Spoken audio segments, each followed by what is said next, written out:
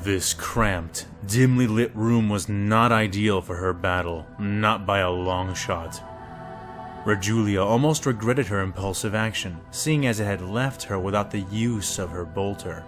She had, upon entering the command bunker, noticed that the crew in front of her were standing and sitting at their stations while simultaneously being still, silent, dead.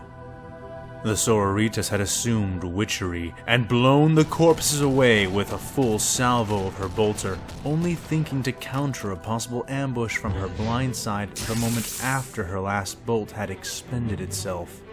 The Sister Palatine, Rajulia, was regretting her snap decision more and more as she was made to shuffle and maneuver within the enclosed space. Dark at the best of times, the only light entering the command post now came from the outside, a crown of pale sunlight shining in through the squat windows which circled nearly the entirety of the octagonal room. The lumen lamps and other artificial light sources had been rendered inert when Rajulia's bolter had turned nearly half the post into an obliterated mess. Cogitators sparked and dripped amniotic substances onto the corpses of their former operators, machine and man equally soulless and unable to aid her. In desperation, her eyes darted to the door. Retreat was a bitter pill to swallow, but every moment she was forced to duel the athletic Xenos warrior, she grew more and more certain of how hopeless her fight was. Her maul could not produce a stable power field, only one that expelled in bursts, more akin to a small thunderhammer than the kind of weapon normally wielded by the law enforcers of the Adeptus Arbites.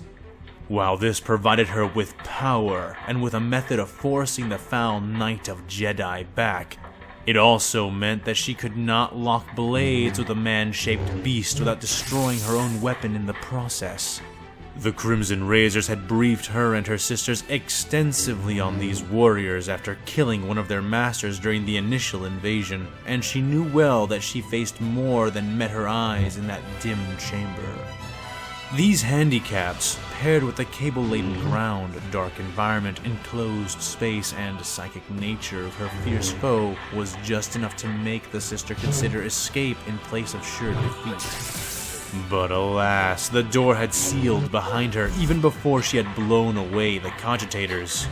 She lacked the coordination while in powered armor to reliably tap in the proper code in a hurry, even if she could trust beyond reason that the door would remain powered while all else had gone dark.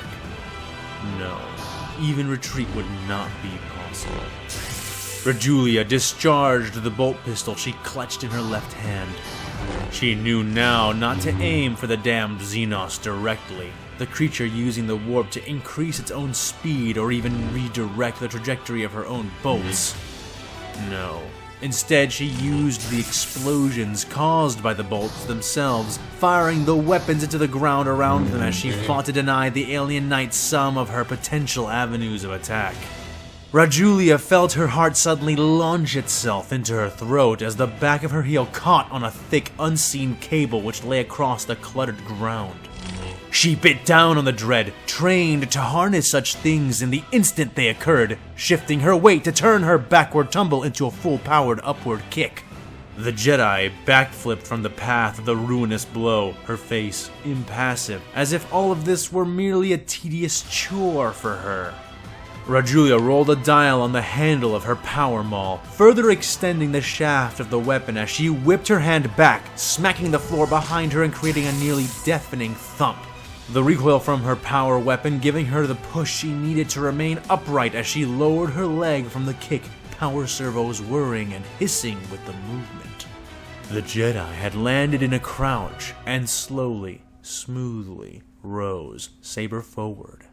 Her movements were unnatural, fueled by the power of the warp, and they struck the Sister of Battle as predatory. Like an ash tiger shifting its weight before a pounce, or the brief moment before a Vostroyan potato bear reared itself up, muscles silently bunching under fur. Or, in this case, beneath voluminous robes. The fight was all but hopeless. Too many factors were against her, and Rajulia knew that even the last 30 seconds of frantic survival had composed some of the best maneuvering and dueling she had ever managed, especially with a power maul. And even then, she had only held her own for this long thanks to her strategic use of her bolt pistol, a pistol which had 2 shots left in it.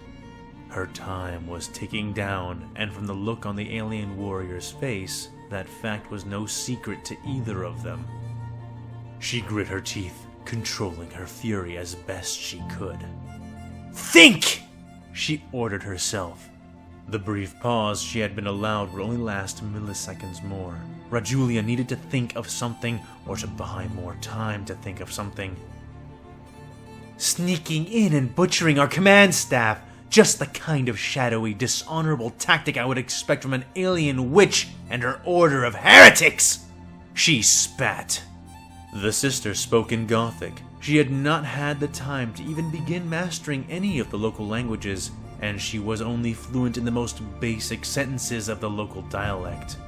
To her partial shock and disgust, the alien's eyes widened slightly and her nostrils flared, clearly comprehending her.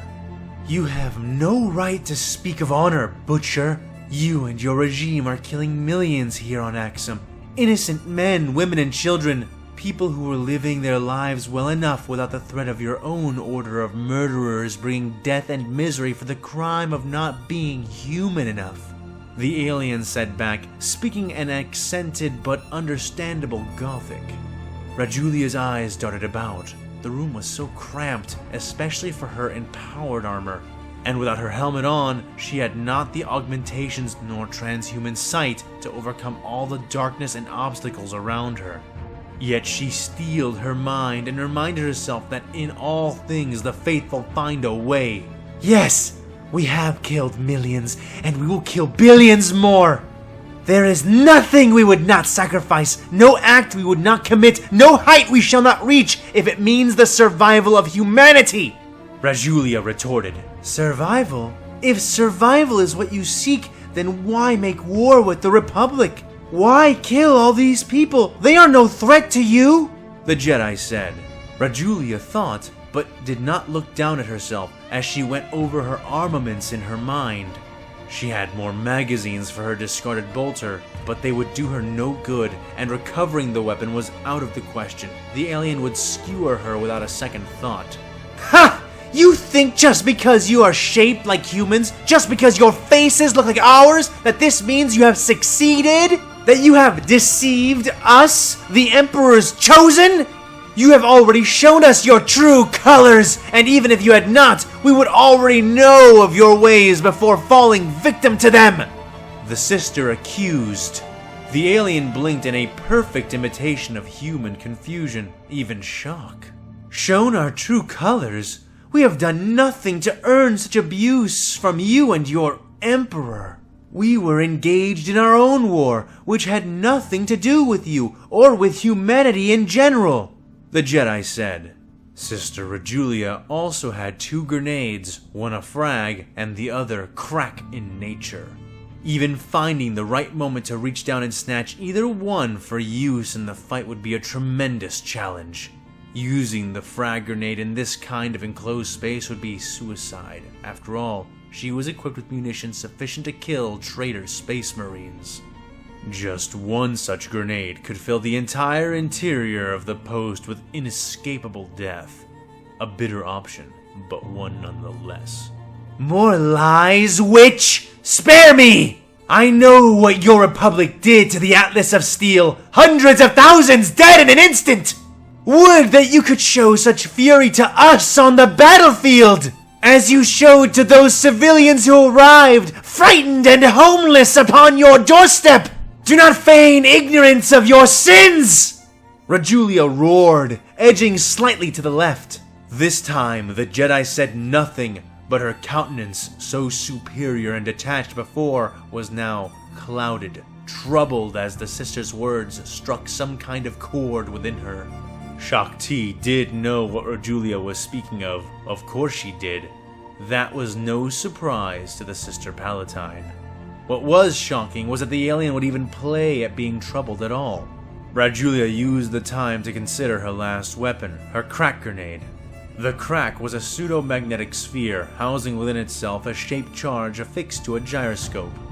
She knew they were pseudo-magnetic because whatever she hurled them at, be it the metal of a green-skinned tank, the ceramite of a traitor Astartes Terminator, or the biocarapace of a raging Carnifex, the grenades would, generally, succeed in adhering to the target, the gyroscope within spinning the charge to face the enemy and blowing a precise hole right through the unlucky and likely dead foe.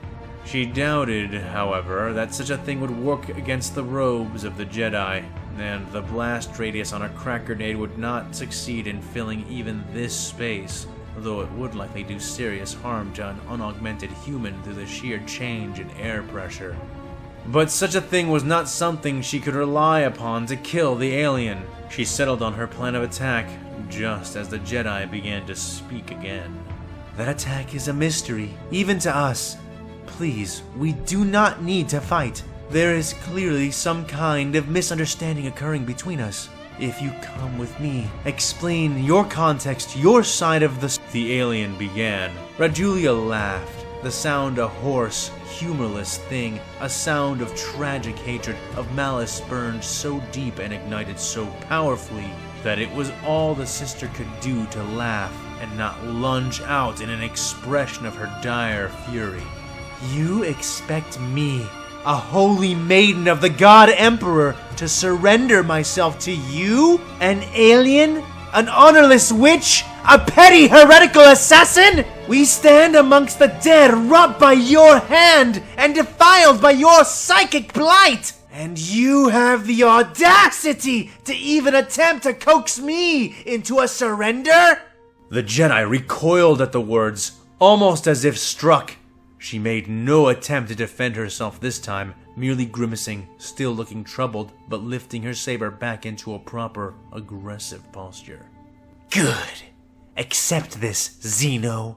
This is the way things should be. The natural state. No deceptions or lies or convoluted schemes. Just you and I and our people fighting for our place in this galaxy. A place which cannot be shared, Rajulia said, falling into a light crouch of her own. You cannot win, said the alien plainly.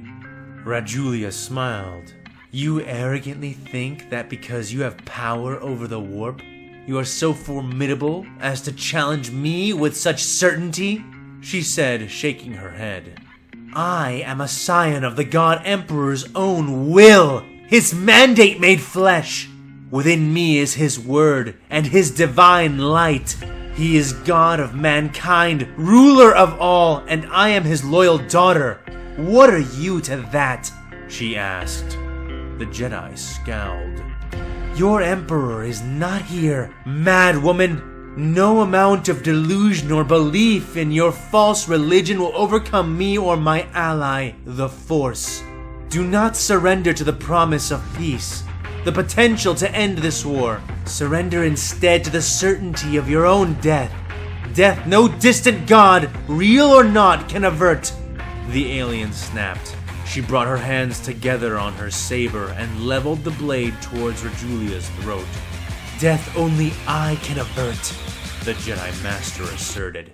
As she spoke, she allowed rippling gusts of power and force to come away from her, billowing her robes and nearly forcing the sister back. The pressure sending waves across her exposed face. Rajulia grit her teeth in a scowl which seemed to belong more on a crate dragon than on a human woman. Her servos whirred as she tensed, resisting the small storm before it settled. The Jedi stared her down, confident, though still troubled. No matter what, she was a warrior and had shoved all such issues to the side, focusing now on Sister Rajulia. The sister stood straighter and spat. I find your lack of faith disgusting. Your mastery over the warp is nothing compared to the power of my faith. But enough words. Let our acts speak the truth, she growled. The Sister Palatine followed the statement by opening fire with her pistol, aiming right for the Jedi as she lunged and began the last charge of her life. If I were you, I wouldn't love me neither.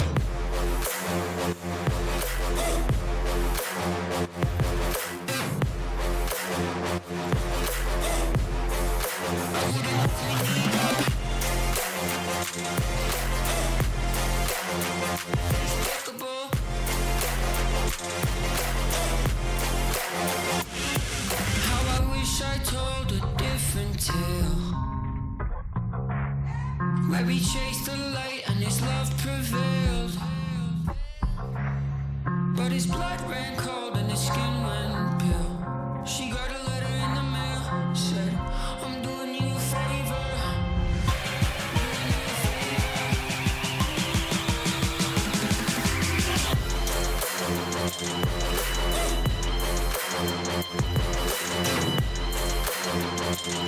Said if I were you, I wouldn't love me neither.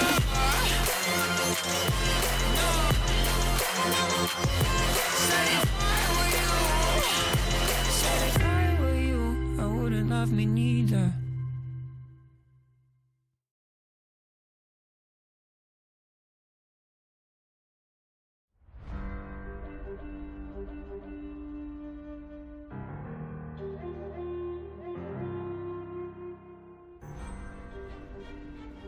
Hey there, everybody. It's a fan with too much time, and boy, is it good to be back. Had to take a bit of a break there, as you all know, and now that I'm getting back on the horse, I'm remembering, just why it is that I do this. Because I love it. I love writing. I love these universes. I love writing about these universes and exploring these ideas. And now we get to move forward with the next part of Season 1, which should have been over already, but, the writer must write as the writer does, I suppose. And this is how I'm writing it, I guess, despite my original intentions. So, as you might have noticed, I'm trying a bit of a shorter format. That's kind of just to help me keep these weekly posts sort of regular, and also to keep myself from getting overwhelmed. Also, since they're shorter and smaller in general, it allows me to kind of give each one more love. And as far as the actual lengths are concerned, those will probably fluctuate, on weeks where I don't have a lot to do and I don't have a lot that's going on as far as, everything else. Then I'll probably be able to put more into it. And in weeks where there is a lot going on, then you'll get a video that's closer to like the bare minimum, right? But that's hopefully only a bare minimum when it comes to the length, not the quality. That's why I limit the length, so we can keep the quality high, and I can keep giving you guys what you like. So yeah, I mean, now that the year is kind of moving forward, it's looking like things are getting real busy, so that's part of the reason why this shorter format has to get implemented and why you might see some fluctuation in the lengths. But in general, stay tuned, and everything should keep going at a more or less even pace all the way to the end of Season 1, and maybe even to the beginning of Season 2. We'll see how that goes. So after January comes along, I plan to start reaching out to the people who've been trying to contact me, and those of you who are there, you know who you are. I see you, Cubic, and others. Don't worry, I'm gonna contact you, and if you want to help, you can definitely help.